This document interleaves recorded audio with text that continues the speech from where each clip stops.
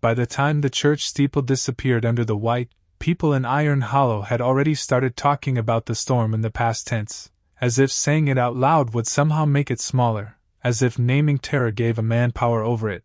But that night the blizzard did not feel like weather, and it did not move like weather either. It came down the mountain like a living thing with a grudge, burying porches, swallowing trucks, sealing doors, erasing roads, and turning the whole town into a shape beneath the snow instead of a place where people still lived. At the center of it all, under a sky so dark it seemed to have frozen solid, one German shepherd would not stop digging. The first time Elias Vance saw him throw himself into the drift at the old war memorial in the town square, the dog was half covered in powder, muscles straining, front legs driving into the snow with a kind of desperate precision that made every instinct inside the retired Navy SEAL lock into place. Men dug for many reasons. Animals dug for far fewer, and when a military-trained shepherd chose one exact spot over and over again while an entire town disappeared under 6 feet of driven snow, you either listened to that instinct or you earned the consequences of ignoring it. The rest of Iron Hollow chose not to listen. The men trying to keep the snowplow running shouted at Elias to pull the dog away before he broke a paw on buried stone. The sheriff's deputy waved his flashlight through the blowing white and yelled that there were families trapped in houses, old people on oxygen, and a school gym filling with frightened children, and nobody had time to babysit a half-crazy shepherd digging at a dead soldier's plaque. Even the mayor, wrapped in a bright orange storm shell that made him look more useful than he was, told Elias to get his animal under control and report to the church basement where the town was moving the most vulnerable until state rescue could fight through the pass. But Elias kept staring at the dog. Rook had served beside him in Afghanistan during the last year of his military life, had learned how to send explosives through dust storms, how to distinguish between fear and deceit in the human body, how to lock onto the faintest trace of life where trained men saw only rubble. He had seen that shepherd freeze before pressure plates, before hidden weapons, before men pretending their hands were empty. He had seen him drag 2 soldiers from a burning convoy and lie on a bleeding boy in mountain snow until the medevac came. He had seen many things in life since coming home to Montana, and almost nothing still made sense to him, but one thing had never stopped being true. When Rook said something mattered, it mattered. The dog lifted his head then, snow packed on his muzzle, ears flat, chest heaving, and looked at Elias with a stare that carried no panic in it at all, only urgency so pure it almost looked human. Then he dug again, deeper, harder, exactly in the same spot beside the war memorial where the names of Iron Hollow's dead had almost vanished beneath the drift. Elias felt the old burn behind his ribs that always came when the past reached up and touched the present. He had been home nearly 3 years by then, and in those 3 years he had become a man the town could not quite decide whether to pity, avoid, or resent. Before that, he had been a myth to them, the boy who left Iron Hollow with a sharp jaw and restless eyes and ended up on the news once wearing desert camouflage, and answering no real questions. Then he had become a folded flag and a rumor after his wife Mara died on an icy highway with their 8-year-old son in the passenger seat, while he was halfway across the world on a mission no one in town would ever understand and no one in town had asked him to take. He came home to a funeral he had not been there to stop, a daughter who would not look at him for more than 2 seconds at a time, and a house so quiet the walls themselves seemed ashamed of the sound. If he had not had Rook, he would have disappeared inside that quiet. Maybe part of him already had. The dog had slept beside the boy's empty bed the first month. He had refused to leave the front door the night Elias almost packed his truck and drove until the mountains gave way to anywhere that did not know his name. He had stood at the cemetery in blowing snow while Elias finally broke apart where no one could see him. A lot of people in Iron Hollow thought they understood that grief. They did not. Grief was not crying in public. Grief was learning that every room had a before version and an after version, and you could live in the after version for years without ever feeling the floor beneath your feet again. Somewhere behind him, a woman screamed that her porch had collapsed. Somewhere farther down the buried main street, somebody pounded on a door with a shovel handle. The church bell tried to ring once and failed. The storm took every sound and bent it until the whole town seemed to be speaking underwater. Elias pushed forward through the thigh-high drift toward the memorial. "Rook!" he shouted, but the wind stole the name. The dog did not stop. He had dug through the top layer now and reached something harder beneath, because the rhythm changed. Snow, snow, snow, scrape. Snow, snow, scrape. A buried edge. Elias dropped beside him and shoved his gloved hands into the hole the dog had started. Powder first. Then crusted ice. Then, beneath that, a draft of air colder than the snow above it but different somehow, moving with intention instead of drifting with the wind. He felt metal. A flat ring half hidden under packed white. His pulse kicked once hard. Rook barked sharply, not at the town, not at the storm, but at the thing under the memorial. Elias grabbed the buried ring and pulled. Nothing. Frozen in place. He dug harder. A flashlight beam cut through the snow and landed on his face. "What the hell are you doing?" the deputy shouted. "There are people trapped all over this town." Elias looked up only long enough to say, "Then maybe this is where they are." The deputy swore and moved closer. Behind him, other shapes appeared through the storm, figures hunched under blankets and parkas, people drawn not by hope but by the primitive hunger for anything that might change the direction of a night like this. One of them was Emma. He recognized his daughter by the way she moved before he recognized her face, shoulders tight against the cold, medical bag banging against one leg, knit cap half buried in snow. She had inherited Mara's eyes and his silence, and for 3 years those eyes had looked through him more often than at him. She stopped when she saw what he was doing. "Dad!" she shouted over the wind, the word awkward in her mouth because they used it so rarely now it sounded borrowed. "What are you doing?" "He found something. It's a monument." "No," Elias said, feeling the ring beneath his glove again, feeling the breath of whatever lay under it. "It isn't." Rook dropped low, put both front paws against the hole, and dug with renewed violence, snow spraying across Elias's coat. Emma stared at the dog, then at her father, then at the drift. She had seen Rook work before. Not in war, but in search. After a summer mudslide 2 years earlier, the dog had found a little girl beneath timber and drywall after the county teams had already started talking in past tense. Emma had been there when that child came out alive. She stepped closer. "Everybody back!" she yelled suddenly, using the voice she reserved for panic rooms and bleeding men. It cut through the white immediately. Even the deputy paused. "If he's right, and there's a void under that snow, you don't all stand on top of it." The mayor pushed toward them, face red from cold and anger. "This is not the time for theatrics." Elias rose just enough to face him. "Then help me open it." "Open what?" "Whatever your town buried." For 1 second, in the glare of the flashlight and the flying snow, something unreadable crossed the mayor's face. Not confusion. Not disbelief.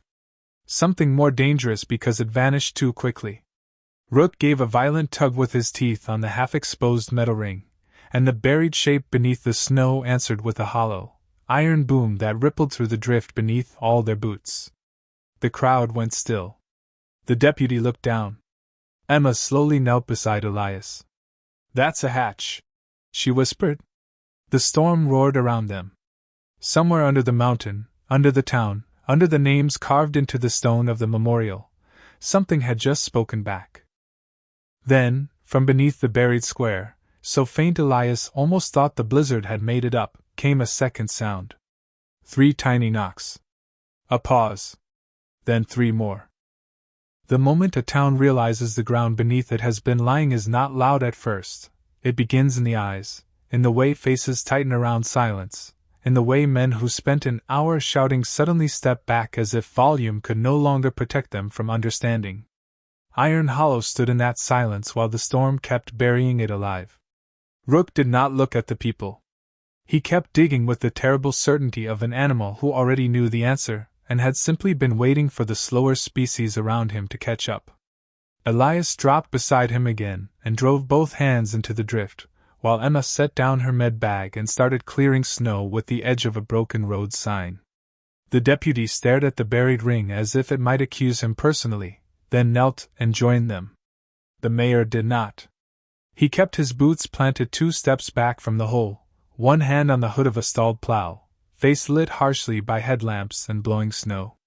"We don't know what that is," he said. "It could be an old service cap, a septic vault, a utility access, then it'll still be there after we open it." Emma snapped without looking up. The edge of the metal widened under their hands. It was not a service cap. It was rectangular, iron-banded, and set in poured concrete below the memorial, the kind of construction nobody in present-day Iron Hollow would ever pay for because the town had spent the last decade claiming it barely had money to salt the roads. Elias dug until his wrists burned and Rook whined with urgency so sharp it seemed to cut through the storm itself. Then a new voice came from the edge of the crowd, thin and old, and already half-wind. "Cold shelter." Everybody turned.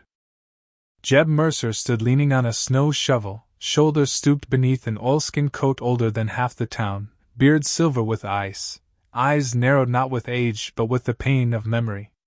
Jeb had been Iron Hollow's surveyor 40 years earlier, before the mine went under, before the lawsuits, before half the street names changed to honor men who no longer spoke to each other's sons.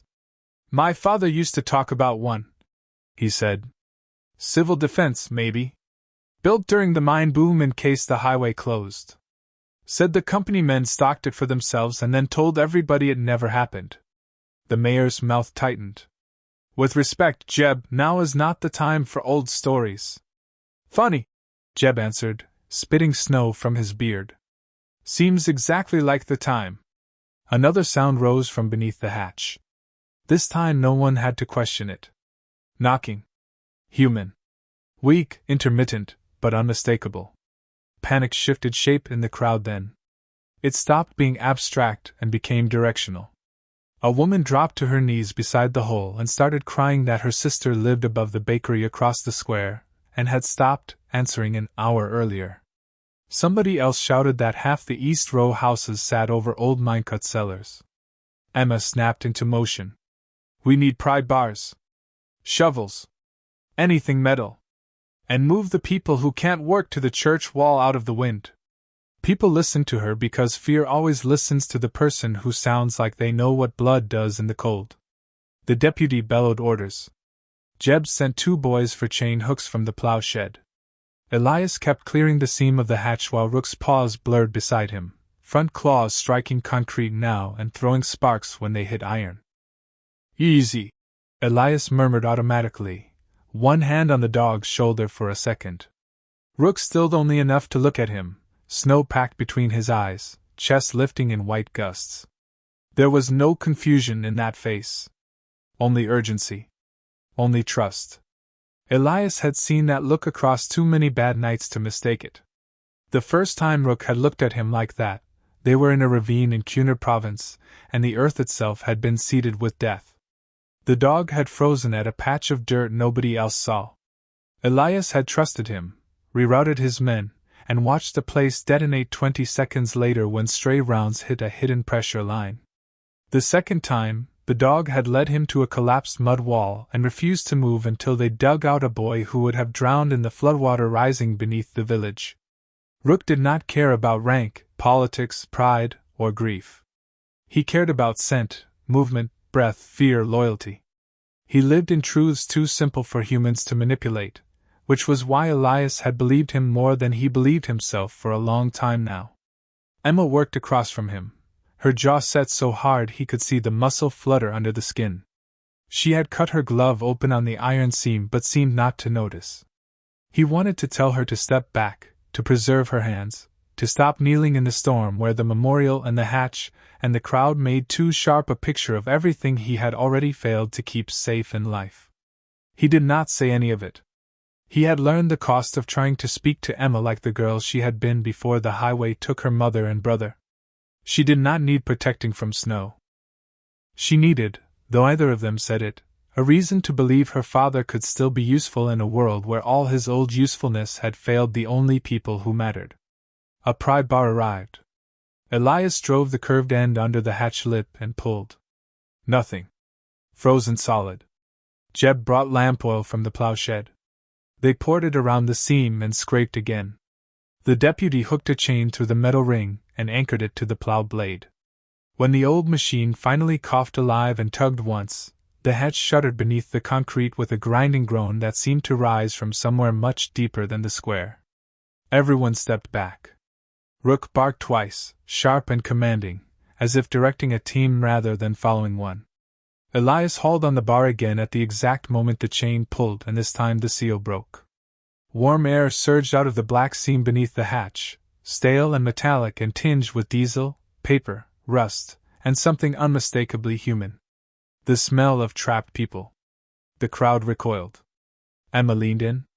"There's heat down there," she whispered, almost to herself. Elias and the deputy hooked gloved fingers under the iron edge and lifted. The hatch opened only halfway before a drift of packed snow from above slid into the gap, but it was enough. Beneath the memorial, a steel ladder dropped into dim yellow emergency light. Concrete walls. Painted arrows. A narrow landing 10 feet down. And from farther below, voices. Not many. Not loud. Just enough to send a shock through every body standing in that square. Someone was alive under Iron Hollow. A woman sobbed openly. Jeb removed his cap. The mayor took one involuntary step forward, then stopped with an expression Elias caught even through the storm. Recognition. Not surprise. Recognition. The retired SEAL saw it, and filed it away where he filed all dangerous things. Emma shouted down the shaft. "Can you hear us?" For one heartbeat there was only the hiss of snow striking metal.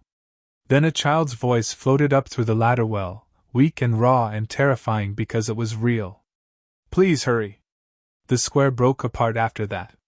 People who had been frozen moments earlier snapped into movement. Names were shouted. Households counted. Someone screamed that the Collins twins had last been seen heading toward the bakery basement. Another man yelled that the old pharmacy had a root cellar below the sidewalk and half the storefronts connected underground back when the mine was still feeding the town. The deputy started assigning teams without knowing yet what to send them toward. Jeb said the old maps might still exist in the courthouse archive if the archive itself was still standing. Emma ordered blankets, med supplies, hot water if anyone had gas left. Through all of it, the mayor grabbed Elias by the sleeve hard enough to spin him half around. "You do not open that space to a full civilian panic," he said, low and fierce, so only Elias could hear. "If there's an old shelter, it may not be structurally sound. There may be gas. Collapse. We don't know what's connected down there." Elias looked at the gloved hand on his sleeve, then at the man attached to it. "You talk like you've been inside." The mayor let go too fast. A lie passed across his face and died there because they both knew the storm had run out of patience for polished things. "I'm talking like a man trying not to get half this town killed." "Then you'd better start by helping me get down there." Rook had already put his paws on the ladder rim. His whole body leaned toward the darkness below, not reckless, not wild, simply ready. Elias turned to Emma. Snow clung to her eyelashes. Her cheeks were white with cold and grief and something more dangerous than both, resolve. "I'm going down," he said. "No," she answered immediately. "We're going down." He almost refused on instinct. Then he remembered that instincts had cost him enough people already. The deputy cut in. "I'll take the first descent with you." Jeb handed Elias an old carbide lamp from the plowshed and said, "If this is what I think it is, there'll be branching corridors. You mark your turns." The woman whose sister lived above the bakery grabbed Emma's wrist with both hands and begged her to find a little girl in a red coat. Emma squeezed once and nodded. The mayor started to object again, then stopped when Rook turned and fixed him with a stare so cold and steady it made even the wind seem less cruel by comparison. Elias clipped a rope around his waist, checked his flashlight, laid one hand on the dog's back, and climbed onto the ladder. Warm, stale air rose around him as the storm screamed above the square. Beneath his boots, the hidden bones of Iron Hollow opened like a wound. And 20 feet down, in the emergency light of a place the town had been told did not exist, He saw muddy handprints smeared along the wall below the landing as if someone had been trying to climb out for a very long time. The first thing Elias noticed underground was the smell. Not the expected rot of a sealed place or the wet mold of an old cellar, but the layered scent of concrete dust, machine oil, stale canned air, human sweat, diesel fumes, and old paper warmed by emergency heat. It smelled like somewhere built to outlast disaster, somewhere meant for breathing through the end of the world while the world broke above it. The second thing he noticed was that Iron Hollow had lied to itself for a very long time. The landing below the memorial hatch was not some improvised mine shaft or forgotten maintenance void. It was cleanly poured, reinforced, painted in industrial creams so faded it had gone almost yellow, with black arrows still visible under grime, north access, storage, shelter. Whoever built it had expected panic once, perhaps during war, perhaps during avalanche season, perhaps during the years when the mine made men rich enough to imagine they could survive anything if they hid from it properly. Rook jumped lightly from the ladder to the landing and immediately lowered his nose. The dog moved 2 steps forward, paused, glanced once down the left corridor, then ignored it, and pulled toward the right with that same unarguable certainty he had shown in the snow. Emma descended after Elias, boots clanging softly on steel, deputy behind her with rope looped over one shoulder. Above them, voices filtered down the shaft in anxious bursts, then disappeared each time the wind crossed the open hatch. Elias aimed his flashlight along the corridor Rook had chosen. Fresh tracks. Many. Human boots dragged in slush, some barefooted or sock-shod impressions too smeared to count. Children's shoe prints. A smaller drag line like someone had been pulled or carried. There were handprints too, at shoulder height along the wall, made by people moving in the dark fast enough to need balance, and warm enough to leave melt patterns in the dust. This was used recently, Emma whispered. Tonight, Elias said. Rook gave a short bark and surged forward. They followed him through a corridor that curved beneath Main Street, concrete humming softly with the storm above. Pipes ran overhead, some hot, some dead. Twice they passed locked doors with stenciled labels no one had touched in years. Medical. Filter. Radio. Then the hallway opened into a larger chamber half filled with folding cots, stacked water drums, and emergency lights still running on a backup system that had somehow survived decades of neglect better than the town above had survived one storm. 3 people huddled there beneath army blankets, an elderly man from the pharmacy, one of the Collins twins, and the woman from the bakery, her coat torn, hair stiff with frozen flour and snow. The moment she saw Emma she began crying so hard the sound made the whole room feel smaller. There are more, she said before anyone could ask. The lower stair collapsed. We got separated. There's kids down there. Emma dropped to her knees at once, checking fingers, faces, breathing, frostbite. Elias asked where? The baker pointed with trembling hands toward a dark opening behind the cots where another corridor slanted lower, and every instinct he had sharpened over 20 years in war and aftermath told him the real danger started there, not here. Rook was already at the opening, body rigid, ears high, whining softly in a way Elias had heard only around buried life. How many? He asked. I don't know. 6? Maybe more. The old grocer. 2 boys from the school. I lost count when the floor shifted. The deputy moved beside Elias and shone his light down the lower slope. The passage had once been wide enough for 2 people shoulder to shoulder, but a section 50 feet in had collapsed inward under pressure from above, leaving a jagged channel of broken concrete, splintered timber, and old brick from whatever building foundations sat over that part of town.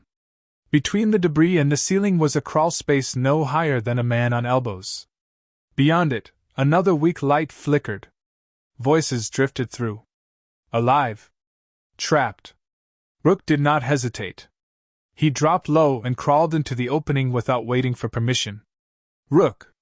Elias hissed, but the shepherd was already halfway through, white rump disappearing into dust and shadow. Emma looked at her father. We follow. The deputy muttered that he hated tight spaces.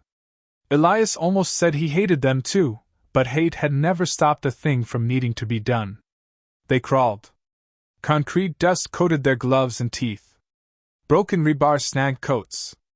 Somewhere above the collapse, the storm drove against the buried town hard enough to make the debris whisper and shift, and each tiny movement sent a fresh charge of fear through the body because buried places did not need much invitation to become graves. Elias moved by flashlight beam and dog sounds, following the scrape of Rook's harness against rock until the tunnel widened suddenly into a pocket chamber where 5 people huddled under fallen shelves and one of the schoolboys, no older than 10, had his arms wrapped around a girl in a red coat who stared at the dog like she had confused him with a story her mother used to tell. Rook stood over them, licking snow melt and dust from the boy's face as if checking him into the world again. "Told you," the boy whispered when he saw Elias. "I told them somebody heard us." The words hit harder than they should have. Maybe because no child should ever have to sound surprised that rescue came.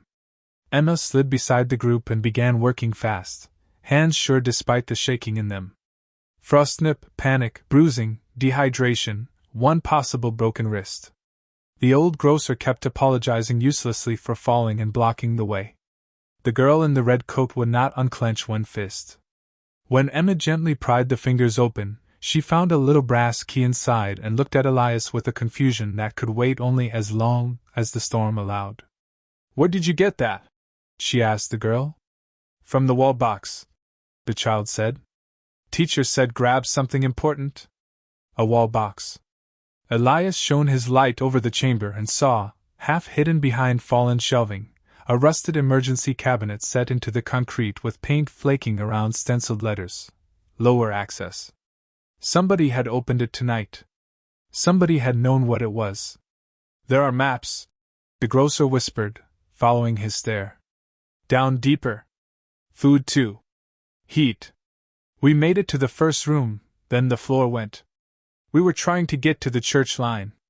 "The church line." Emma repeated it. "There's a second access under the church?" "Maybe several," the grocer said. "My father helped pour foundations here after the war. Said the company built tunnels from the shelter to the important buildings. Storefronts. Clinic. Church. Mayor's office." The deputy went still. Elias turned. Even in dim light, he could see the thought strike the other man cleanly. This was no forgotten relic. It was a system. Connected. Hidden. And maybe known to more people than anyone upstairs would admit. They began moving survivors back toward the memorial chamber one by one, using the crawl space because there was no choice. Elias sent the deputy first with the boy and the old grocer. Emma took the girl in the red coat. Rook refused to leave until every child was through, then doubled back on his own, nose sweeping the broken edges of the chamber. Elias knew that search pattern. "What is it?" he asked quietly. The dog scratched once at the far wall, then barked at a crack running down through plaster and old concrete. Elias crouched and pressed his ear against it. At first all he heard was the low breathing of the tunnel and the distant weight of the storm overhead. Then another sound came through. Not knocking this time. A generator hum, steady and recent, from somewhere beyond the wall. This part of the shelter was running off old batteries. Whatever lay behind that crack was running on something stronger. He stepped back and shone the beam along the seam until he found a metal frame embedded under the plaster. A sealed maintenance door hidden behind finished coat. Hidden from whom? Rook barked again, harder. Emma, halfway into the crawl space, looked back. "Dad?" There was warning in her voice, but also the beginning of understanding. Elias wedged the pry bar into the crack and pulled. The plaster split away in a long vertical line, exposing a steel door with a wheel latch and fresh scrape marks around the hinge. Fresh. Not 40 years old. Not abandoned. Recently used. He looked up at Emma, then at the dog. "Get them out," he said. "I'm coming back." Emma started to argue, stopped, then saw his face and knew she would lose time trying. "Be alive when you do," she said, the sentence so fierce and so small at once that it almost buckled him. Then she disappeared into the crawl with the girl. Elias waited until the last survivor was moving, then put both hands on the wheel latch. It resisted once, then gave with a smoothness that told him someone had been maintaining it. The steel door opened inward on warm yellow light and a room full of supplies no one in Iron Hollow had seen in decades. Canned food stacked in crates, diesel drums, bottled water, folded blankets, working generators, and a clean metal desk with a coffee mug still steaming on top of a ledger left open as if the person using it had just stepped away. Rook entered first and growled low. Elias stepped in behind him and read the date on the ledger's top line through the drifting dust. Tonight. There are few things colder than discovering, in the middle of a town-wide disaster, that someone has been privately prepared for the same disaster all along. Elias stood in the warm humming light of the hidden supply room and felt an old military sensation settle over him, the one that came when a battlefield stopped being chaotic and became designed. The crates were too organized for chance. The generator was too clean, too recently serviced, the floor too free of dust near the desk. A cot had been slept in. A wool coat hung drying near a vent. Fresh boot prints crossed the room and disappeared through a second door at the back. Even the coffee mug told a story. It still let off a thin ghost of heat into the air. Somebody had been down there while Iron Hollow fought to breathe above the snow. Rook moved through the room without hesitation, nose cutting across the canned goods, the cot, the vent line, then fixing on the back door with the intensity that always meant the real answer lay one step farther on. Elias swept his light over the ledger and saw enough in a second to make his jaw lock. Fuel checks. Generator cycle times. Supply counts. Not old company inventory. Recent entries written in two different hands, one neat and bureaucratic, one fast and slanted. Dates from 3 winters back. 2 winters back. Last month. 3 days ago. Iron Hollow had not lost this shelter. Iron Hollow had been kept from it. He snapped the book shut and shoved it under one arm, then stepped to the back door. Unlocked. Of course. Men who controlled secrets always trusted their own routines too much. The corridor beyond widened into a better finished section of the underground complex, not public survival architecture but administrative space dressed as emergency preparedness. Offices. Radio room. A wall map of town foundations and tunnel branches behind cracked glass. Metal cabinets with file drawers labeled Municipal Reserve, North Access, Property Hold. Property Hold. Elias stopped breathing for half a beat. The words sounded less like emergency management and more like power. Rook began barking now, not explosive warning, but a directed insistence at one cabinet in the far corner where the lock hung broken and the drawer below sat ajar. Elias crossed to it. Inside were deed maps. Parcel overlays. Survey notes. Old legal correspondence. He saw the Vance family tracked at the north edge of town among them, outlined in red pencil above a notation that ran like a splinter under the skin: ventilation rights and emergency corridor protection. His family land had been taken after Mara's death under a tangle of tax penalties and municipal claims that never quite made sense even when the lawyer explained them twice.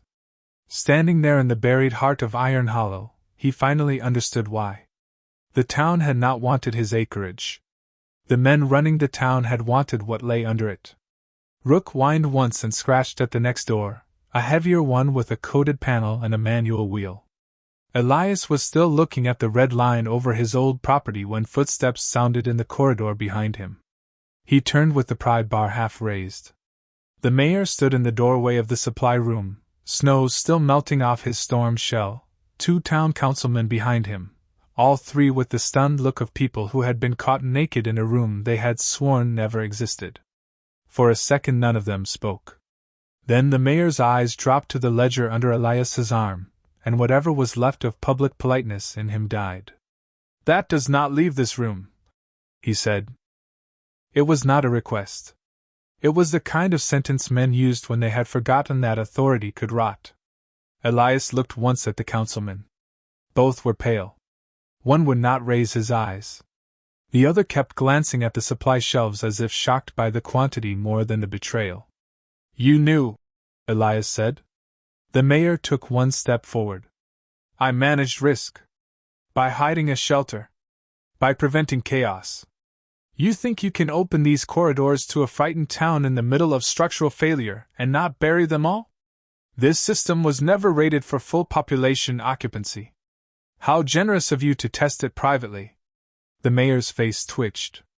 You have no idea what keeping a town alive costs. I have a very clear idea what letting one freeze costs. Rook's growl deepened, aimed now not at the mayor himself but at the heavy coated door beside the file cabinets. The dog planted both paws against it and barked sharply. There were sounds beyond it. At first Elias thought the generator was playing tricks with vibration. Then he heard voices. Faint. Not adults arguing. Children crying somewhere deeper in the shelter system. He saw Emma in his mind instantly, not because she would be behind that door, but because all his worst fears had started to wear her face ever since Mara and Luke died on the highway. Open it, he said. The mayor did not even pretend to misunderstand.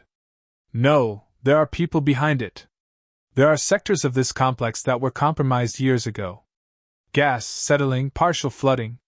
That corridor stays sealed unless I say otherwise. You! Elias laughed once, but it came out like something sharpened. That your legal title now? Mayor of the Buried? The councilman on the left finally spoke, voice shaking. Halden! If there are kids. The mayor rounded on him so hard the man shrank where he stood. You think one dramatic rescue makes this simple? You think the state won't seize everything down here the moment this gets out? You think Federal Hazard Review won't condemn half the downtown corridor? This town survives because some things stay contained. Elias heard only one thing in all that.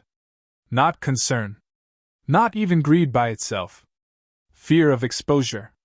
The same fear men carried when the truth beneath their work might finally rise into daylight. He stepped toward the coated door. One councilman moved to block him, then stopped when Rook bared his teeth in absolute, disciplined silence. The mayor's hand dropped toward his radio. You open that sector and you could kill them. Then help me do it right. I won't. Elias's grip tightened around the pry bar. He had learned, in war and afterward, how quickly violence solved the wrong problem while feeding the right one. He did not want to break an old man's mouth in a buried office even if the man deserved worse. He wanted the door. Emma's voice came then from the supply room corridor, breathless and edged with cold. Dad. She burst in with snow dusted all over her coat, one sleeve torn, the deputy behind her carrying a semi-conscious teenager. The memorial chambers filling. More people found the hatch. And the church basement heat is failing. The words snapped the room wider. The mayor closed his eyes for a second, not in prayer, but in calculation racing faster than circumstance. Get everyone to the school gym, he said immediately. Emma stared at him as if he had lost his mind. The school roof is already loading. We need heat and space now. Not down here. Why? She asked, and the force of the question was so clean it stripped every adult lie away. Why? Not politics. Not codes. Not liability. Just why would you keep children in a freezing church while a heated shelter sat beneath their feet? The mayor did not answer. He did not have one that could survive being spoken aloud. Rook slammed both paws against the coated door again and barked. This time the sound that answered from beyond it was unmistakable, someone pounding weakly from the other side. Emma heard it too. Every color left her face. Open the door, she said, and for the first time in years Elias heard his daughter speak with the same dangerous calm Mara had used just before she stopped forgiving people. The mayor stood still. Elias looked at the panel. Numeric code. Old model. Manual override slot below. He had seen similar units in compounds overseas. Meant to be opened fast by trained hands if the system failed. He looked at the ring of keys clipped to the mayor's belt. The dog saw them too. In one fluid motion Rook lunged not for flesh, but for the strap. The keys ripped free and clattered across the floor. Everything moved at once. One councilman shouted. The mayor swore and grabbed for the ring. Elias was faster. He scooped up the keys, shoved the mayor back with his forearm, and tossed the ledger to Emma. "Find anyone breathing who can count to 10 and keep pressure on wounds," he said. "I'm opening it." The key that fit the override slot was the smallest one on the ring. He turned it. The panel clicked, buzzed, then died. Manual mode. He gripped the wheel and hauled. It stuck once, then broke free with a sound like a throat opening after too much silence. Warm air rushed out mixed with dust, old brick, and the terrible scent of fear held too long in a sealed place. The corridor beyond sloped downward into darkness lit only by emergency strips along the floor. Halfway down, beneath a cracked sign reading Church Line East, 3 figures crouched against the wall around a 4th lying still. One of the crouching shapes looked up, and even in the dim light Elias recognized his daughter's red scarf around the neck of the teenage choir teacher who had led the children from the church basement toward what she thought was safety before the collapse shut them in. Rook flew down the corridor before any human could speak. The girl burst into tears at the sight of him. Behind Elias, the mayor whispered something so low only the guilty part of a man's soul would ever need to hear it. This was supposed to stay closed.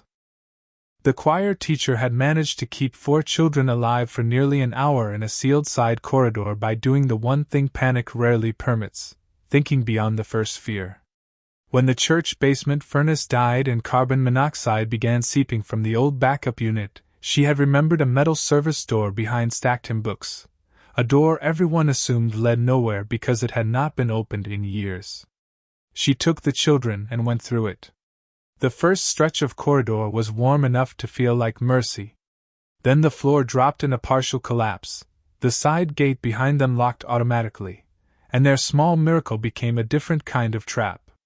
By the time Elias and Emma reached them, the teacher was barely conscious and the oldest boy had given his coat to the smallest girl, who clung to Rook's neck like the dog himself had come out of the Bible stories framed in the church hall. Emma dropped beside them, checking pulses and pupils, while Elias scanned the corridor. The church line beyond the collapse curved upward somewhere toward the basement they had just abandoned, but between here and there the tunnel had cracked open along one wall, letting in a narrow blade of drifting snow and a moaning wind that made the underground feel less safe and more like a buried organ breathing its last. "Can they walk?" he asked. 3 can, Emma said. "Teacher can't yet. She's hypothermic and probably took a hit to the head." Elias scooped the woman up in a fireman's carry before she finished. The motion made his shoulder scream where old scar tissue still lived, but pain had never been persuasive to him. Rook kept close to the children, nudging them toward the open door, then stopping once to paw at the floor near the collapse edge. Elias almost missed it. The dog pawed again, sharper this time, right beside a split in the concrete where a metal utility box protruded. Emma saw it too. "What?" He set the teacher down long enough to kneel. The box door had rusted off. Inside was an old schematic under cracked plastic. Lower branches of the church line. Vent routing. Emergency refuge nodes. One circle in red grease pencil matched exactly where they stood. Another, deeper beneath town, lay under the east residential row and was marked reserve heat. The mayor had not just hidden a shelter. He had been choosing sectors. That explained the patchwork warmth, the still-running generator, the way one corridor stayed alive while others went dark. It also meant there were more spaces under Iron Hollow than anyone upstairs knew. Emma read it over his shoulder, and her expression changed. "The clinic sits over this branch," she said, tapping a line that cut north. "And the row houses." Elias thought of all the people not yet counted. The storm still howling. The hatch in the square becoming a funnel for panic. "Get them to the memorial chamber," he said. "Then back to the supply room. Use the heater crates if they'll run portable. I'm going deeper." Emma's head snapped up. "Absolutely not. There are more people. There are always more people. That doesn't mean you go alone. You have kids with airway problems and a teacher going cold. And you have a town that will follow you straight into a collapse if you vanish without saying where." The argument came fast and close because buried places stripped polite distance from people. Rook stood between them looking from one face to the other, not anxious, just waiting to see which direction love would break in this time. Elias hated the truth of what Emma said because it sounded so much like Mara did in the old years, when she could read the shape of his stubbornness before he acted on it. "Then come as far as the supply room," he said. "No farther." She opened her mouth to refuse, then saw in his eyes that this was as much concession as the mountain would get out of him. "Fine." Behind them, in the administrative chamber, the mayor had regained enough composure to start making phone calls that meant nothing because no line to the outside world still worked. One councilman was quietly crying over the file cabinet full of land maps. The other sat on a crate with his face in both hands. Jeb Mercer arrived underground 10 minutes later carrying 2 coils of rope, a gas lantern, and the expression of a man who had suspected this shape of sin all his life and still found the reality uglier than imagination. He took one look at the supply stacks and said, "God help this town when morning comes."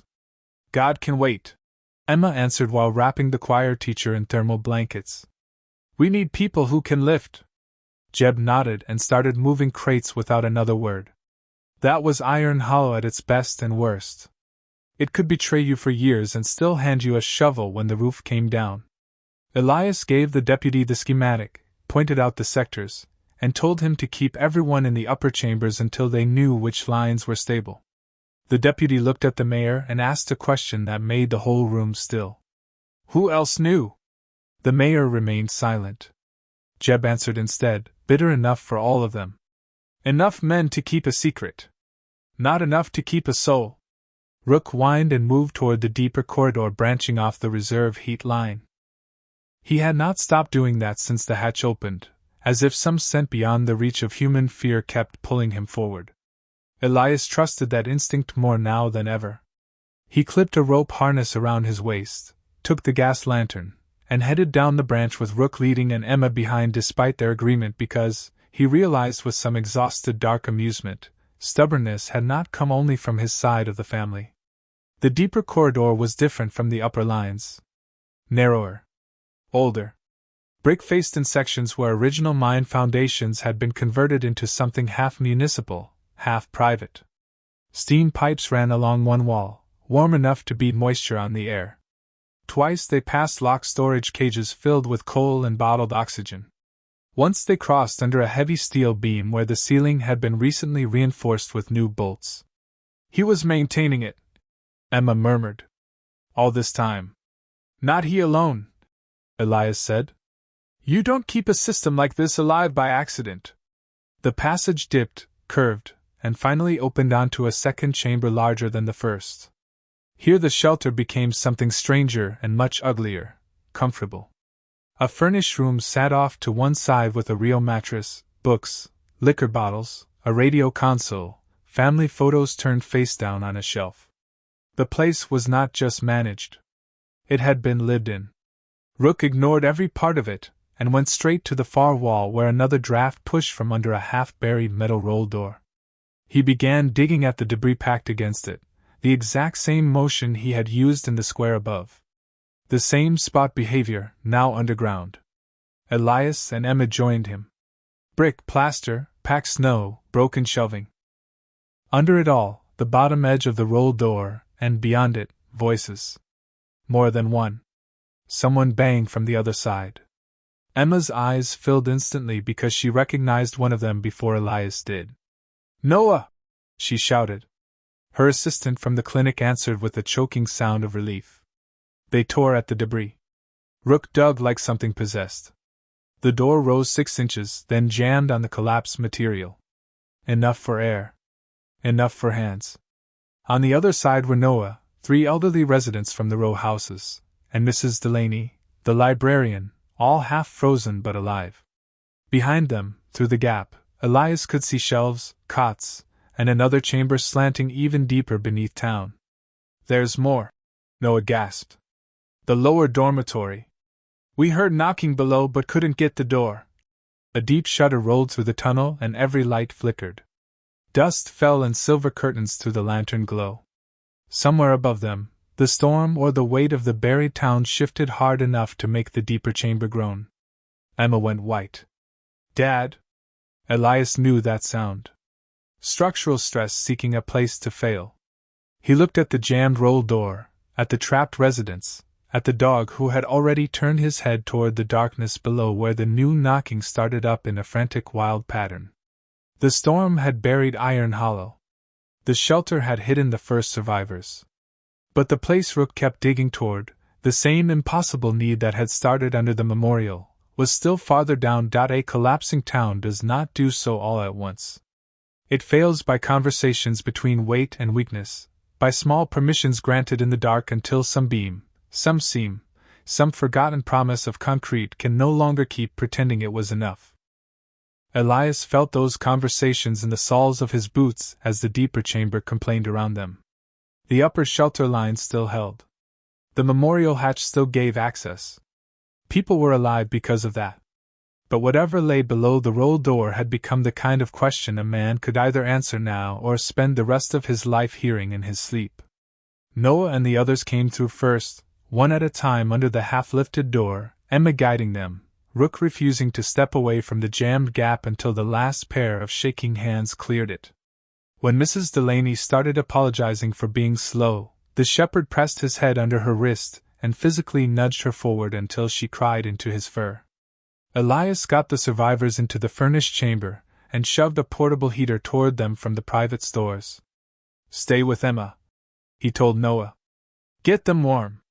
Count everyone you can name." Emma turned on him before he could crouch at the door again. "I'm coming." "No, stop saying it like that changes anything. You're needed here. You're needed alive." They were too close now, faces lit by the gas lantern and the weak pulsing emergency strips, and for a second the whole buried shelter narrowed to a father and daughter who had spent 3 years speaking only in logistics because everything emotional between them hurt too much to touch. "Mom died because you weren't there," Emma said, low and shaking, the sentence finally breaking out of the cage they had kept it in. "Luke died because you weren't there. I know it wasn't your fault, and I still hate that it's true. So don't ask me to stand in another room and wait for the sound of something taking you where I can't follow." Elias looked at her and saw not the medic standing in a buried chamber but the 17-year-old girl who had opened the front door to 2 officers in dress uniforms and understood from their faces that grief had chosen her house for the second time. He had been a man trained to cross fire and clear buildings and hold bleeding strangers together with his hands, but he had not known how to walk into his own kitchen afterward and tell his daughter that sorry was a real word. Rook sat down between them then, not interrupting, just making a place in the air where either of them had to turn away. Elias reached without thinking and put his hand on the dog's neck. Emma's eyes dropped to the motion. When she looked back up, some of the anger in them had changed shape. "I'm not leaving you alone down there," she said more quietly. "Then stay on the rope and stay where I tell you." It was surrender and not surrender, and in another life Mara would have smiled grimly at the compromise. Elias turned back to the roll door. The gap at the bottom blew warm air now mixed with the stale breath of too many people in enclosed dark. He lay flat and shone his flashlight through. The chamber below had once been a dormitory, rows of bunks along the walls, emergency cabinets, blankets, a long table bolted to the center. Collapse had taken half the ceiling near the far side, burying the lower exit. Near the intact portion, clustered against the bunks, were shapes. 4? 6? More than he could count from that angle. One shape moved and waved weakly. Another did not move at all. "We're opening it," he shouted. A voice answered, hoarse and old. "Hurry!" Jeb appeared in the corridor at that moment with the deputy and 2 lengths of chain, because some men did not need explanations once they heard the right tone in another man's voice. They rigged the roll door to an anchor eye in the wall and heaved. The jammed debris held. Rook dug at the collapsed line beside the frame, throwing broken brick backward with machine-like fury. The deputy joined him with a shovel. Emma and Noah lifted from below while Elias pulled on the chain until the muscles in his arms shook. At last the door rose high enough for a man to crawl under. Elias started to go first.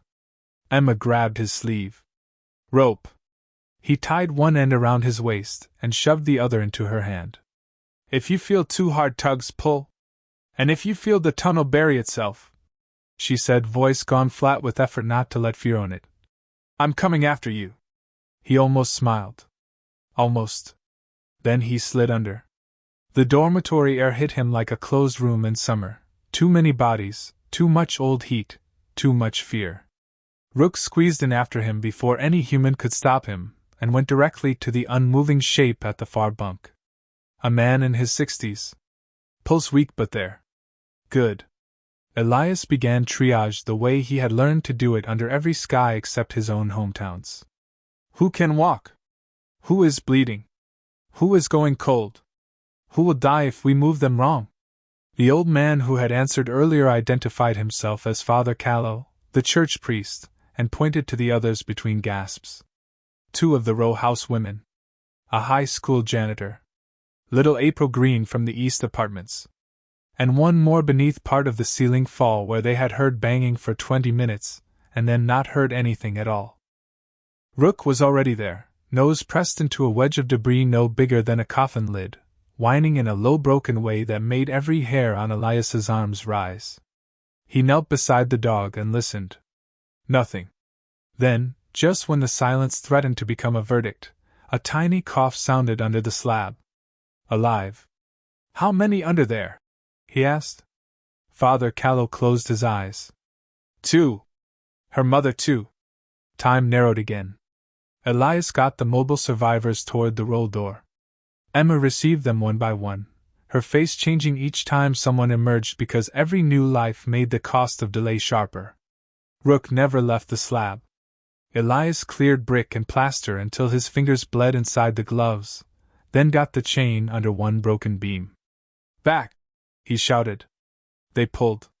The beam shifted, rolled, and a pocket opened beneath it just wide enough for Rook to force his head in. The dog barked once and began licking frantically at something hidden. Elias tore away more debris. A little girl's face emerged from dust, eyes half open, skin gray with fear and powder. Beneath her, pinned at the hips by broken timber, was her mother. Conscious. Trapped. Take her, the woman whispered immediately. Take my girl. Elias reached in and eased the child out. Rook backed with him, staying close enough that the girl's first instinct was to grab the dog's fur instead of scream. Emma took the child at the door. The mother remained. Beam through her coat. Blood dark in the dust. Elias knew before he checked what kind of injury it was. Not survivable without an operating room. The storm had buried 10 miles and several lifetimes away. The woman knew it too. No, she said when he reached for the chain again.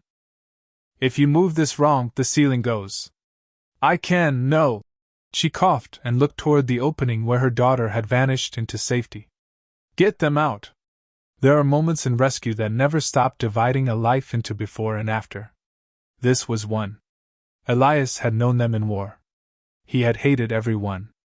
The hardest decisions were never the ones where death announced itself with noise. They were the quiet ones, where a living human being looked at you and gave you the burden of leaving them behind so someone else could stay in the world. Rook lay down beside the trapped woman, head against her shoulder, as if he understood exactly what she had asked. Her hand found his ear. Good dog, she whispered. Elias turned away because he had no language left for anything else, took the last mobile survivor, and crawled back under the half-lifted door. Emma saw his face and understood instantly that someone was still inside. She started to duck under him. He caught her wrist. No, Dad, no. His voice broke only on the word, but it broke enough. The whole corridor shuddered then with a deeper groan than before, and down the tunnel somewhere toward the memorial chambers, a siren began to wail. Not old emergency infrastructure. A modern portable alarm. Someone up top was shouting through the passage. The church basement wall had shifted. Another collapse was coming.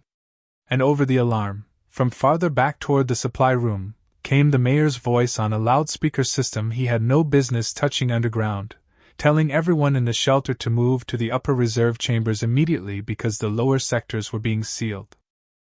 The lie men tell themselves when they hoard safety is that control and protection are the same thing. Halden had likely believed that for years beneath Iron Hollow, Believed it every time he checked the generators, every time he signed another quiet property transfer, every time he stored another month's worth of canned food and fuel for a crisis only he intended to survive properly. But fear always strips the ceremony off power, and by the time his voice came through the shelter speakers telling people to move away from the lower sectors because automatic bulkheads were closing, it was no longer the voice of a responsible mayor. It was the voice of a man trying to save the shape of his secret before the people above it made him answer for it. The corridor erupted. Noah shouted that children were still in the transit line. Jeb swore so hard the old brick seemed to flinch. Emma swung toward the alarm with murder in her eyes. Rook rose from where he had been guarding the little girl and barked at Elias once, then twice toward the deeper dormitory, refusing to abandon the trapped mother. Elias made the choice in a space smaller than breath. "Deputy!" he shouted. "Take everyone to the upper chamber. Jeb with him. Emma, don't you dare tell me to go. You take the girl and get the church line moving. Nobody bunches on the stairs. If the bulkhead's close with people in the choke point, they die standing." She stared at him like she wanted to strike him and save him at the same time. "And you?" "I get the woman out if I can. Then I get the switch." She knew exactly what that meant. Somewhere deeper in the administrative section, Halden had access to the sector controls. If he sealed the lower chambers, the trapped would not just be buried by the storm. They would be abandoned by design. Emma looked at the child in her arms, at Rook poised toward the dormitory opening, at her father whose face had gone into that old war calm she hated because it made him seem farther away even when he stood right in front of her. "Then don't miss," she said, and disappeared into the tunnel with the girl while the deputy and Jeb started forcing the survivors uphill. Elias ducked back under the roll door with Rook at his side. The dormitory shook now in small repeated tremors. Concrete dust drifted like snow in the lantern beam. The trapped mother had both eyes open and one hand pressed against the beam pinning her. When she saw him return, she understood more from that than he wished she would. "My daughter?" she asked. "Safe." Relief changed her face before pain took it back. "Then leave me." "Not yet." He threaded the chain deeper under the beam, searching for leverage without bringing the ceiling down. Rook braced beside him, growling at the slab as if rage alone could move weight. Elias tugged once. The beam shifted barely an inch. The mother sucked in a sharp breath but did not cry out. Blood darkened further beneath her coat. "What's her name?" Elias asked because if a person was going to die in a dark hole under a mountain, she at least deserved to stay a person in the room. "April," she said. "You tell her I was brave." His hands froze on the chain. "You tell her yourself." A sound like a steel gate slamming echoed through the lower corridor. One sector bulkhead. Maybe more. Time was collapsing around them now as surely as the dormitory. Elias checked the ceiling and saw a crack widening along the support arch. 3 minutes, maybe less. He had made impossible calls before. Some of them had kept boys alive. One had gotten his best friend killed in a village whose name still woke him at night. There were nights after Mara and Luke died when he told himself all decisions were just different forms of losing in sequence. Rook shattered that fatalism every time he worked because the dog did not do despair.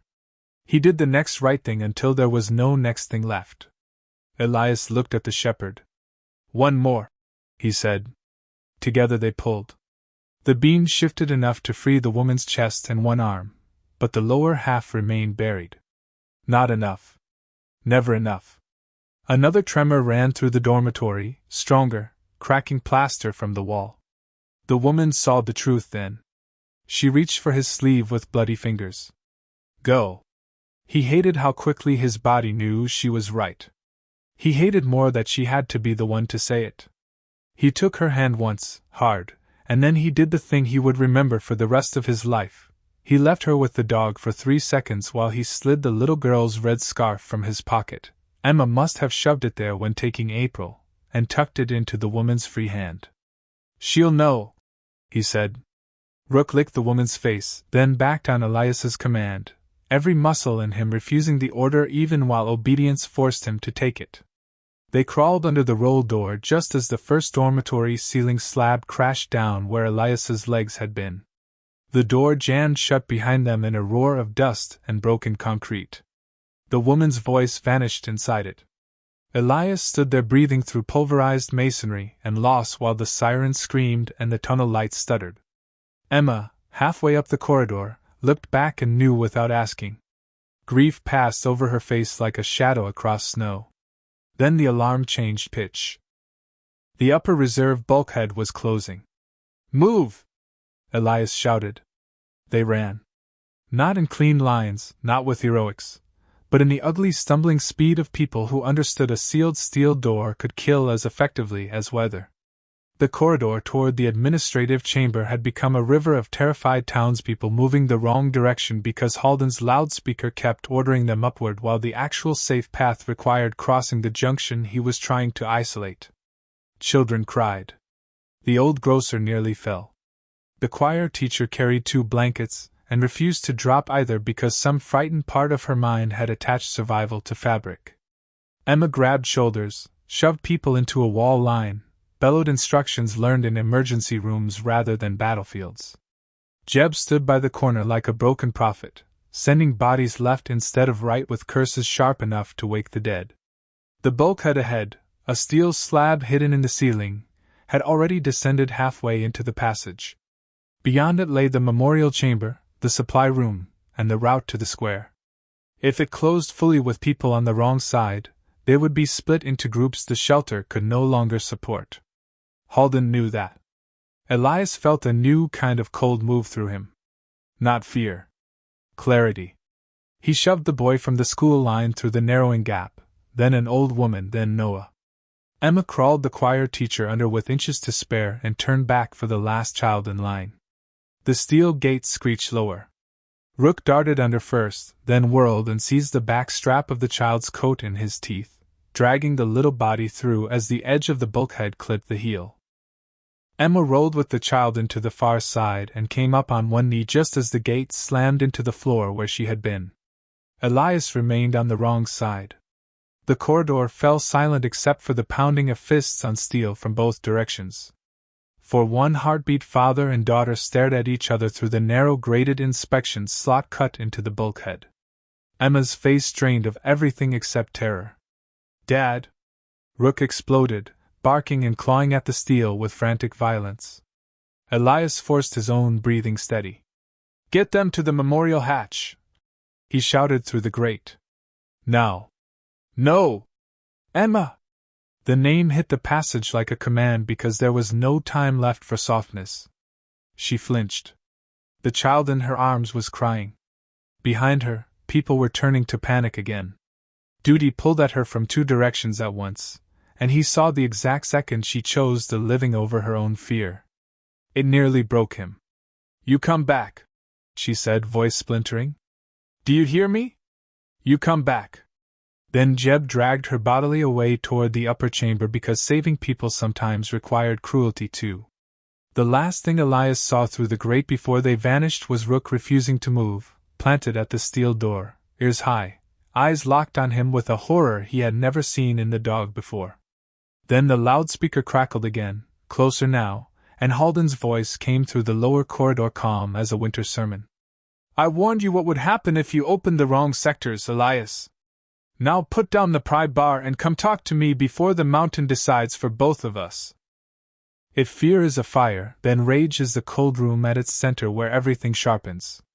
Elias stood alone in the sealed lower corridor with dust on his tongue, a dead woman behind stone, his daughter on the far side of a steel gate, and the voice of the man responsible coming through a ceiling speaker as if this were all still some administrative problem with reasonable solutions.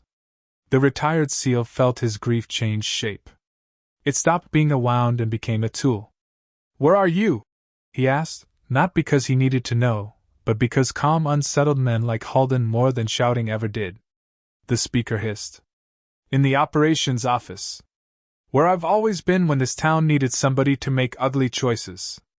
Elias looked around the corridor. Emergency strips still glowed along one wall, fed by some loop Halden had not yet cut. Above the speaker hung a narrow maintenance vent grill. Beneath it, faint muddy prints. Halden had moved through the lower sectors recently, and he had not done it alone. A second, lighter pattern crossed his route.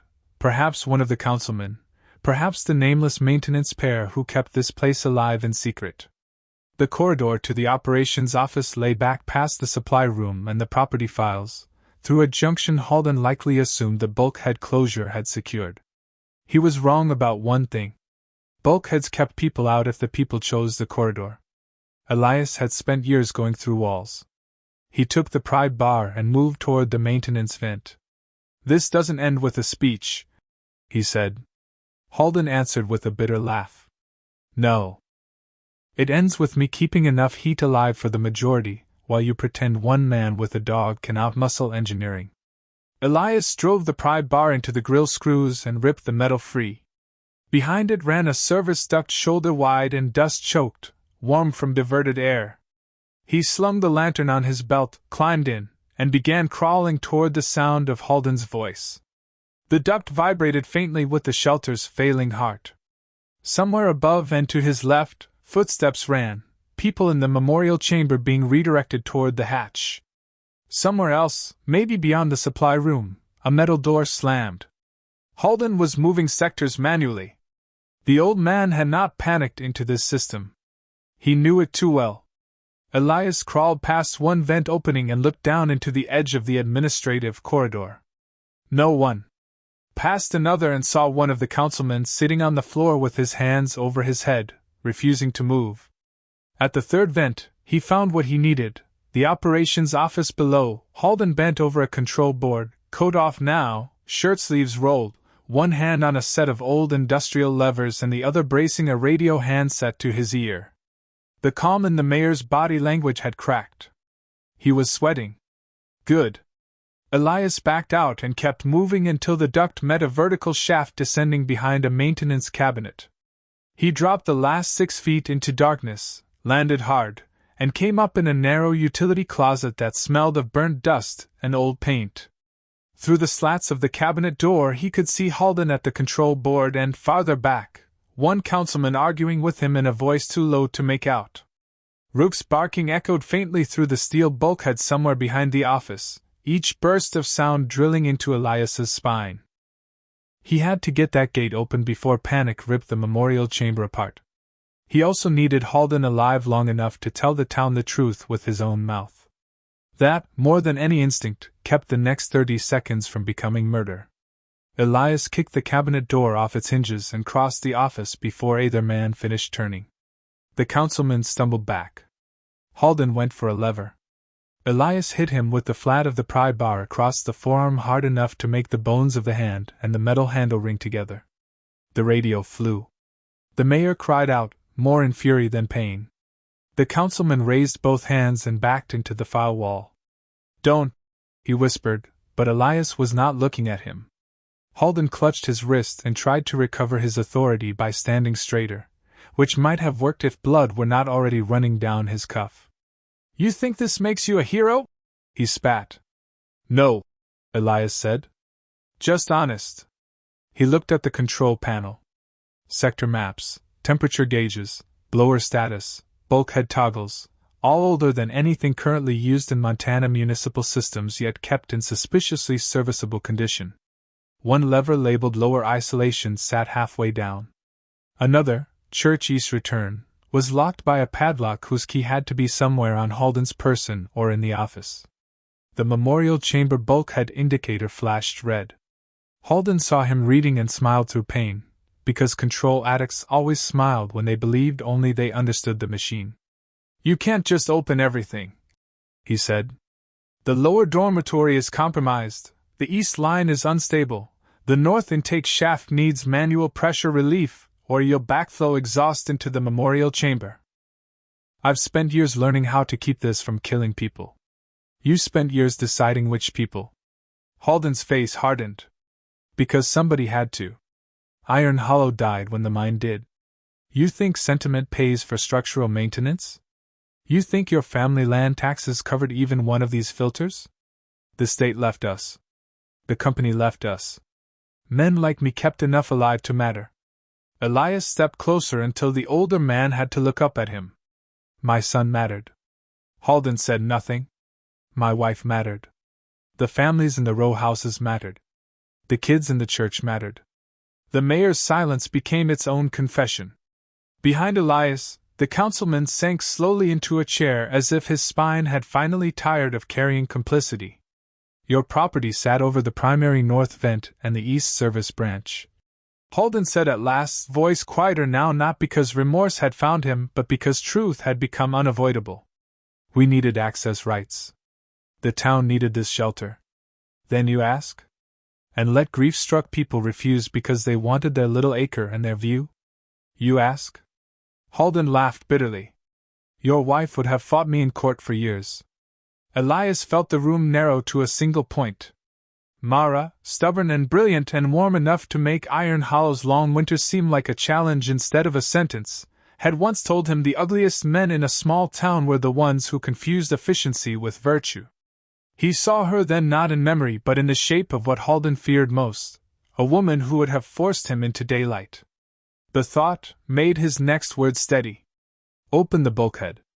Halden looked at the panel, then back at Elias. And if I don't?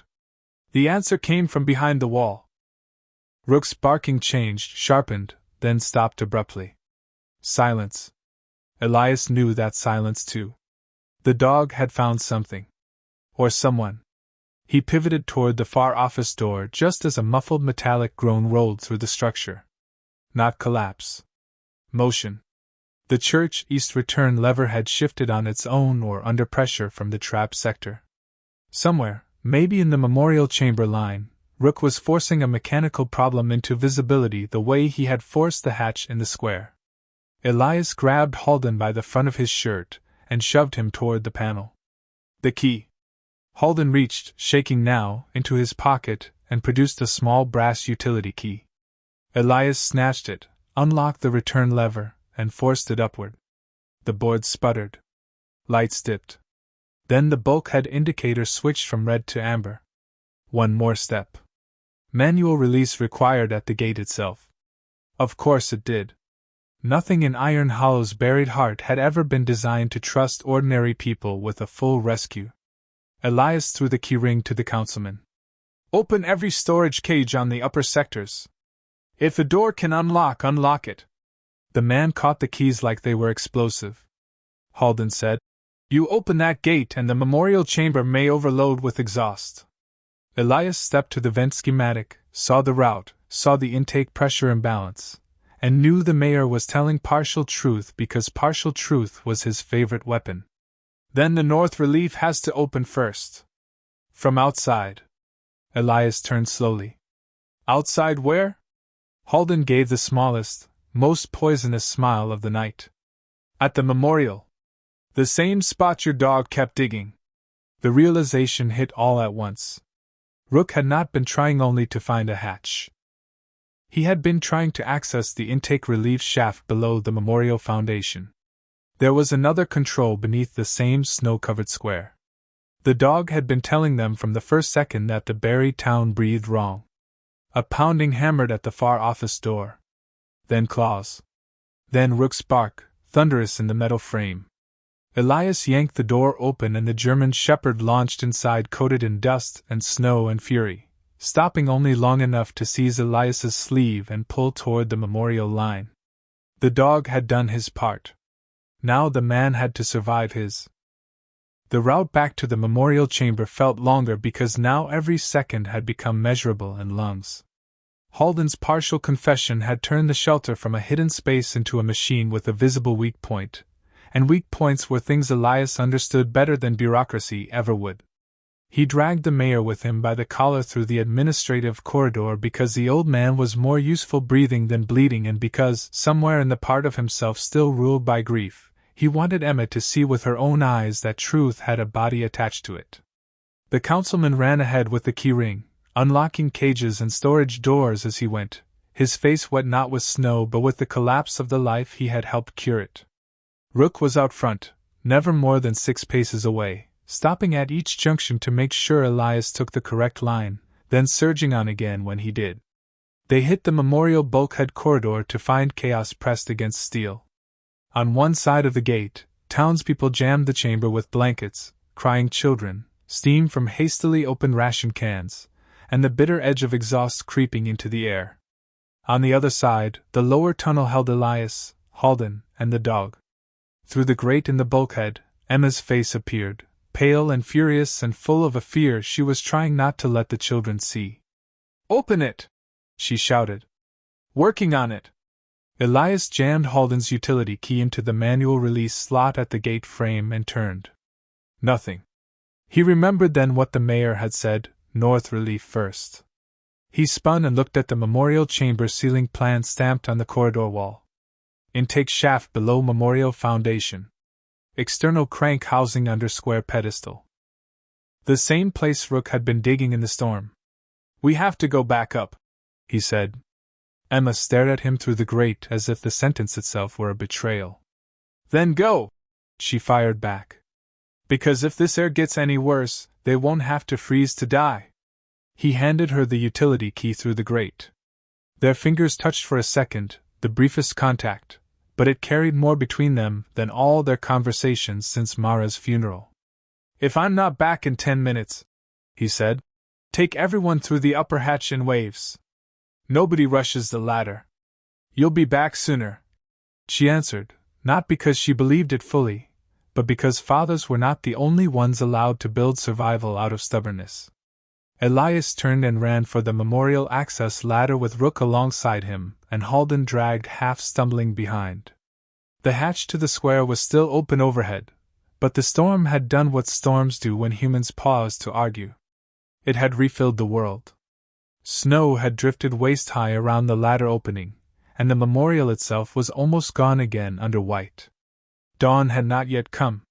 The square was lit only by 2 idling trucks, a lantern tied to the church rail, and the sickly orange pulse of buried emergency lights rising from the hatch. The air above ground felt cleaner than below but no less deadly. Elias shoved Halden toward the memorial stone. "Where?" The mayor looked at the base, then away. Elias grabbed the front of his coat. "Where?" Halden pointed at the rear side of the pedestal where drifting snow had covered the bronze wreath relief. Rook was already there, digging in savage bursts, front paws hitting stone, then metal. Elias dropped beside him and tore at the drift until his gloves struck a recessed iron crank box set into the foundation itself. He smashed the frozen cover free with the pry bar. Inside, rimed with ice, sat an old wheel handle connected to a vertical rod descending into darkness. The north relief. The thing the dog had tried to show him from the start. "Turn it," Halden said. Elias looked up. "You turn it." The older man hesitated. Rook's growl answered for him. Halden set both hands on the frozen wheel and hauled. It did not move. Elias joined him, shoulder to shoulder with the man he might never stop despising, because sometimes survival demanded that hate become leverage. They pulled together. The wheel shifted 1 inch, then another, ice cracking around the shaft. Somewhere beneath them, deep in the memorial foundation, metal sluices groaned open. Warm exhaust-laden air vented upward through a second hidden grate 10 feet away, blasting snow into a white spiral. Rook barked at the sound and ran in a tight circle around the pedestal as if counting breaths. Elias knew the change would help, but he also knew it was only half the job. He sprinted back to the ladder hatch and shouted down that the relief was open. A cheer rose from somewhere below and died quickly because trapped people rarely trusted hope before they could touch it. He went back to the gate line. The manual release worked this time. Steel groaned. The bulkhead lifted a foot, then 2. Rook squeezed under immediately and emerged into the memorial chamber like a white shape cut out of relief itself. The children surged toward him before any adult could stop them, hands burying into his fur, breaths hitching in sobs of recognition and awe. Emma did not move. She stood by the wall, face wet with soot and fear and the first traces of something else he had not seen there in years. Trust trying to come home. "More people in the lower row?" she asked as soon as the opening cleared enough for Elias to pass. He nodded once. "And one we couldn't bring out." Emma closed her eyes. The grief that crossed her face was not only for the trapped mother. It was for every old unanswered thing between them, every death that came with no good way to hold it. She opened her eyes again, and there was no room left in them for accusation, only the terrible adult understanding that some losses do not grant permission before they happen. "Then we save the ones we still can," she said. Rook moved between them and leaned his full weight against her leg for one brief second, as if approving the sentence. The final rescue began with that. Jeb used the newly unlocked supply carts to move heaters into the memorial chamber. The deputy organized ladder teams at the hatch to bring down more blankets from above while the upper storm eased just enough for the square to stop trying to bury itself again. The choir teacher and Noah helped route survivors through the open gate into the now vented lower sectors where the air was safer. Elias, Emma, Jeb, and two of the stronger townsmen descended with Rook back toward the east residential line. They followed the schematic through branches Halden had sealed for years, opening doors, finding forgotten rooms, hauling out people who had taken refuge in cellar linkages and old service alcoves once they realized the storm was stronger than their front doors. In one chamber beneath the barber shop, Rook found an unconscious boy under fallen shelving by scent alone. In another beneath the old post office, he stopped Elias from opening a door backed by gas because the dog froze and refused it with the rigid certainty that had once saved a squad overseas. Every time exhaustion threatened to blunt human judgment, the shepherd kept the mission exact. Dawn bled slowly into the buried town by the time they reached the final lower pocket under the east apartments. There, under a collapsed support beam and 3 feet of brick dust, they found Mrs. Delaney's husband alive because he had wrapped himself in old mail sacks and kept tapping on a steam pipe. Elias and Jeb dragged him out while Emma checked his breathing, and the old man wept openly because he had spent 6 hours believing everyone above had forgotten him. "Not everyone," Emma said, and nodded toward Rook. The old man looked at the dog and kissed 2 shaking fingers before pressing them to the shepherd's forehead. By sunrise, the count finally stopped changing. 47 alive from the underground system. 9 treated for severe hypothermia. 3 with fractures. 1 child evacuated by county med team once the state rescue convoy broke through the lower pass. 1 woman still buried in the dormitory below, with a red scarf in her hand and a daughter who would never fully understand the size of the courage that left her alive. Iron Hollow stepped into dawn not as a whole town exactly, but as a town that had been given back enough of itself to keep going. The memorial square looked like a battlefield. Snow heaped against the hatch. Tire tracks frozen in white. Steam lifting from relief grates no one had known existed. The people emerging from the ladder well did not cheer.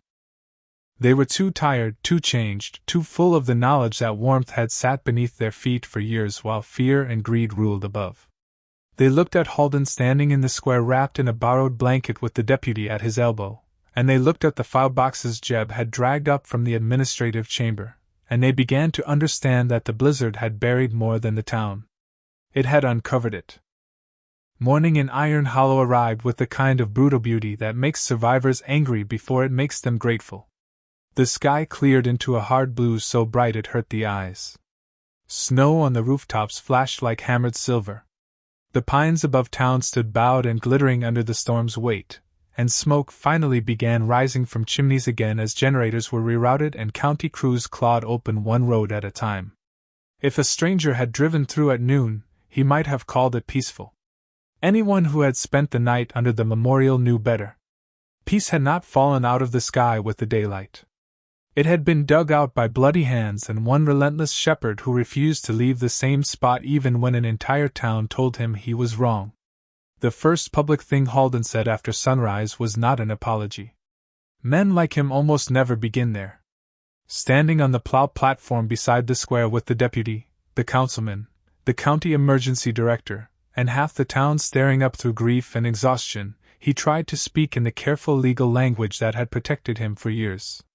He called the shelter system a legacy municipal reserve. He called the property transfers emergency preservation measures. He called the restricted access a matter of public safety and procedural limitation. Then Jeb Mercer opened one of the file boxes and held up the red-marked deed maps for everyone to see, and procedural limitation died where it stood. The names were all there. The Vance tract. The row houses. The church easement. The apartment block. Parcels quietly pressed, purchased, taxed, seized, or redlined not because the town needed them for shared survival, but because the buried network beneath them had made them too valuable for the wrong men to leave in ordinary hands. Iron Hollow did not erupt all at once. It listened first. Emma read the generator logs aloud because her voice did not shake and because the people trusted her more than they trusted any official left standing. Jeb read the supply counts. The deputy, whose face had aged 5 years in one night, testified in blunt phrases about the sealed bulkhead and the manual controls. Noah described the hidden dormitory. The choir teacher talked about the children in the church corridor. Mrs. Delaney, wrapped in blankets beside the memorial, told the town who had come for them in the dark and who had not. By the time Halden finally tried to interrupt, nobody needed his explanation anymore. The county director simply took the blanket off the man's shoulders, replaced it with cuffs, and led him toward the rescue truck while half the town watched in silence deeper than shouting. Justice does not always roar. Sometimes it merely removes the right man from the warm place he built for himself. Elias stood at the edge of the square with Rook beside him and felt very little triumph. There was too much ash inside triumph for that. The night had saved people.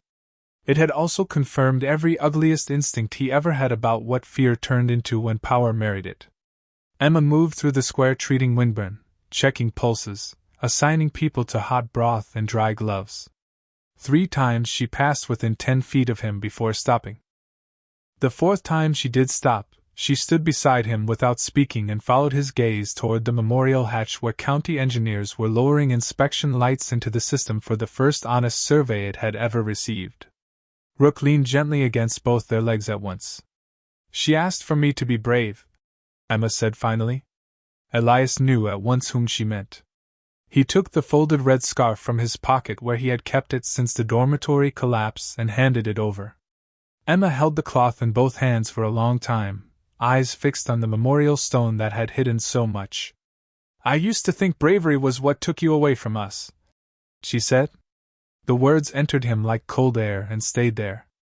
"Then last night I watched you go back underground when every part of you knew what it could cost. And I understood something I've been too angry to admit." He did not answer because some truths asked only for witness. She looked at him then, fully, maybe for the first time since the funeral years earlier. "You didn't leave because you loved us less. You left because you were built to run toward danger. You just never learned how to come home from it." Elias swallowed once, hard enough to hurt. "I should have." Emma nodded. Not forgiving the wound, but no longer denying the shape of it either. "Maybe," she said. "But Rook did." The shepherd looked up at his name, calm and steady, amber eyes catching the winter light. Elias laughed once then, quietly, the first honest laugh he had heard from himself in longer than he wanted to measure. It sounded rusty. Human. That afternoon the town buried Mrs. Keller, the mother from the dormitory, because storms do not negotiate with full happy endings. They found her just after dawn when engineers stabilized the collapse enough for Jeb and Elias to go back down. She still held the red scarf in one hand and a church key in the other. Iron Hollow lined the cemetery path under the blue hard sky while Father Callow, voice ragged from the night underground, spoke about courage that does not announce itself and love that remains practical even in the dark. April stood between Emma and Elias with one hand gripping Rook's fur so tightly the shepherd's shoulder fur bent under her fist. When the priest said the final words, Rook sat down beside the little girl and did not move until she was ready. There are animals people own, and there are animals who become part of a town's moral memory. By then, Iron Hollow already understood which kind of dog he was. In the days that followed, the buried network beneath the memorial changed from a secret into a civic promise. County engineers sealed the dangerous lower dormitory, vented the compromised gas pockets, and reopened the stable refuge lines under public oversight. The church access was rebuilt. Supply logs went on the wall in plain view. Ownership hearings began on the seized parcels. Men in suits came from Helena and used words like liability, public trust, criminal negligence, and emergency asset concealment. None of those phrases mattered as much to Iron Hollow as simpler ones did. Never again. Jeb chaired the temporary shelter board because nobody alive knew the mountain better. Emma accepted the role of medical coordinator after resisting it for exactly 1 day. Noah helped inventory the east chambers. The deputy turned in his resignation and then, 3 weeks later, let the town vote him into the sheriff's office anyway because accountability looks strange in small places when people are starving for it. Elias wanted no office. He wanted only to clear the old Vance tract at the north edge and maybe learn what quiet felt like when it was no longer punishment. But the town had other intentions. On the first open road Sunday after the blizzard, they gathered at the memorial in coats and boots and fresh scarves to unveil a new bronze plaque beside the old war stone. It did not list politicians or engineers. It did not mention the Shelter Commission or the county. It simply marked the place where the north relief hatch and the main access had been opened and dedicated the rebuilt refuge to the people who were saved, the woman who gave her place, and the shepherd who kept digging when the town had lost faith in what lay beneath its own feet. Rook sat through the small ceremony with no understanding of his fame and complete understanding of the children who kept touching his ears and laughing whenever he huffed in response. April tied a red ribbon around the memorial rail in her mother's honor. Emma stood beside Elias as the county clerk handed him a folder confirming the temporary restoration of the Vance property claim pending final judgment. He looked at the paper, then at the ridge beyond town where the winter sun touched the pines, and felt something in him loosen for the first time since Mara's car had vanished under black ice 3 years earlier. Not healed. Healing was not a switch. It was a road reopened 1 careful mile at a time. But there was movement now where there had once only been weather. That evening, after everyone drifted back into their lives and Iron Hollow settled into the new kind of silence that follows truth rather than hiding it, Elias walked to the memorial alone with Rook. Snow crunched under their boots and paws. The rebuilt hatch was locked under public seal now, visible, unashamed, ringed by rescue markers painted red against the white. He stopped where the dog had first begun digging on the night of the storm. Rook sniffed the snow there, then sat and looked up at him as if asking why they had come back. Elias knelt and rested a hand between the shepherd's shoulders. "Because I almost didn't listen," he said softly. His breath drifted between them in the blue dark. "And because you kept trying anyway." Rook leaned into his hand. The church bell rang once in the distance, whole and clean this time. Warm light glowed in windows across the square. Under those lights, people were eating, arguing, drying boots, planning repairs, and doing the ordinary sacred things that only feel ordinary until a storm teaches you the price of losing them. Elias stood, looked out over Iron Hollow, and understood at last that redemption did not always arrive as absolution. Sometimes it arrived as assignment. Stay. Build. Answer the next knock. Be the man the dog already believed you were. He started home through the snow, and Rook rose beside him without command, matching his pace the way he had in deserts, valleys, cemeteries, and buried corridors under a town that had once mistaken secrecy for safety. Behind them, the memorial stood in the winter dark, no longer hiding a lie. Ahead of them, the porch light at Elias's house was on. Emma had left it that way. Through the front window he could see 2 mugs on the table and April's little red ribbon tied for the moment around the back of a kitchen chair where it moved gently in the heater air like a promise that grief could live in a room without owning it forever.